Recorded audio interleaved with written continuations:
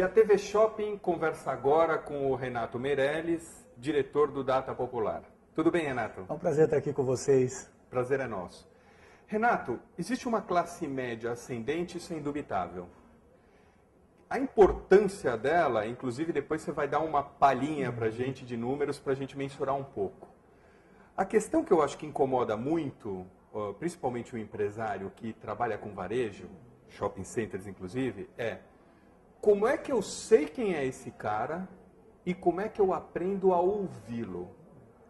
O grande desafio de falar para essa nova classe média brasileira, que já detém 69% dos cartões de crédito, é entender que ele não é mais um nicho de mercado, ele é o verdadeiro mercado. Uhum. E aí existe um exercício de humildade dos empresários de se colocar no lugar do outro. Uhum. De entender que essa nova parcela dos consumidores que passam a responder pela grande maioria das compras e por metade das pessoas que fazem parte, estão dentro dos shopping centers, esse cara ele é diferente do tradicional consumidor das classes A e B. Agora me diga uma coisa, essa classe ascendente, média ascendente, ela foi recentemente bancarizada. E você está falando que ela detém um grande volume de cartões de crédito, até porque ela é uma base de pirâmide populacional. Perfeito. Mas o empresário, ele está acostumado a ouvir dados muito convencionais, entendeu? Basta saber, por exemplo, os hábitos de consumo dele via cartão de crédito recentes e o que o gerente do banco ou o sistema bancário tem a dizer sobre ele, ou tem que se criar novos mecanismos? Com toda certeza tem que se criar novos mecanismos. E o primeiro desafio é entender o que significa consumir para esse cidadão. Consumir não é só status, é inclusão, é fazer parte, é pertencimento. O cidadão da nova classe média brasileira, ele consome para ter acesso a serviços e produtos que até pouco tempo atrás ele não tinha acesso. Diferente da classe A, que busca exclusividade, ele busca inclusão. Consumir significa muitas vezes a sua melhora na autoestima.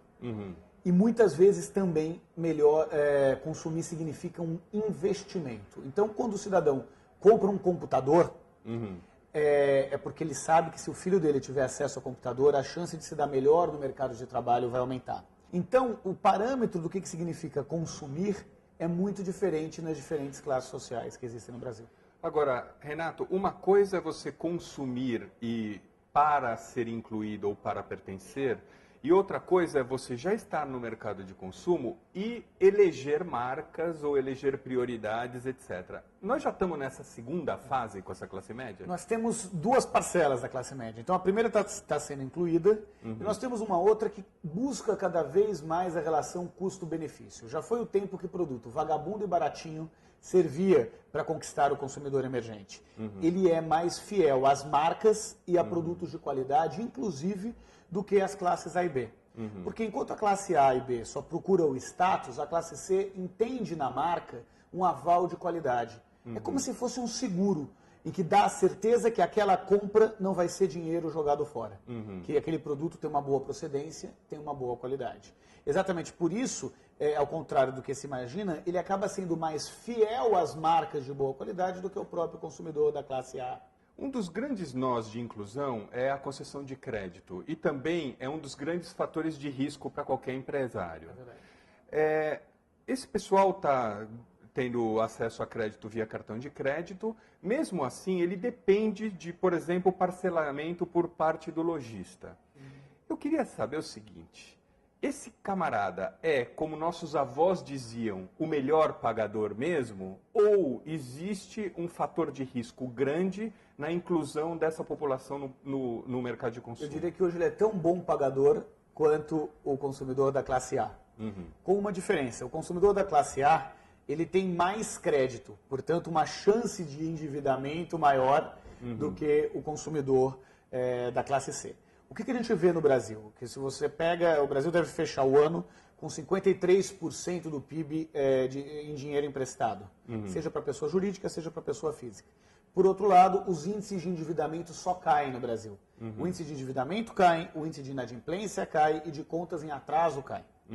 Isso significa na prática o quê? que você tem, junto com o processo de expansão do crédito, um aumento dos rendimentos, um aumento real no dinheiro das pessoas e um aumento das pessoas que trabalham com carteira assinada. Portanto, não é o crédito que está gastando um dinheiro que não se tem, e sim um crédito ancorado num processo de aumento da renda das pessoas. É por isso que as classes C, D e E no Brasil hoje vão movimentar 834 bilhões de reais no ano. Todas essas características que você dá dessa nova classe média, como é que elas podem ser transplantadas ou transportadas para a realidade dos shopping centers? A pergunta é, o que você acha que esse camarada que acabou de ascender espera ao entrar num mall, num shopping center? Ele espera, em primeiro lugar, o que todos esperam. Um lugar tranquilo, confortável e seguro.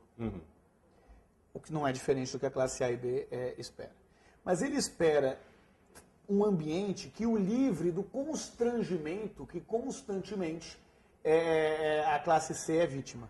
Então ele espera encontrar no shopping center um ambiente acolhedor, que diga, aqui você é bem-vindo e o seu dinheiro também. Esse público, ele é conectado? Ele frequenta o ambiente virtual? Ele tem possibilidade de pesquisar preço? Ele tem possibilidade de ouvir outros consumidores pares dele?